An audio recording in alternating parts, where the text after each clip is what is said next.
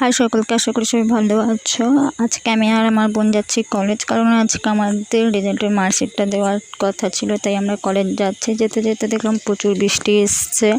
আমি আর বোন তো চিন্তায় পড়ে গেছিলাম, কারণ আমরা কোনো ছাতা নিয়ে আসিনি। তারপরে যেখানে কোনো মতো আমরা বৃষ্টিতে ভিজে ভিজে চলে এসেছিলাম, যেখানে রেজাল্ট দেওয়ার কথা ছিল সেখানে চলে এসেছিলাম। তারপরে রেজাল্ট নেওয়ার পর একটু কলেজে ঘুরছিলাম।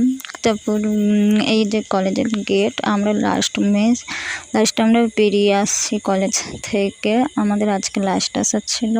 তারপরে মশলা মুড়ি খেতে খেতে চলে এলাম। দেখতে দেখতে কলেজের লাইট কেটে গেল। এরপরে কে কী করবে জানি না।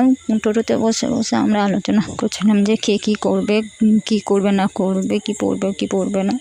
তারপরে কথা বলতে বলতে আমরা ঘরের রাস্তায় পৌঁছে যাই। আমি ঘর যাই। তোমরা ভালো থেকো। ভালো লাগলে লাইক কমেন্ট শেয়ার করে দেবে। Bye bye.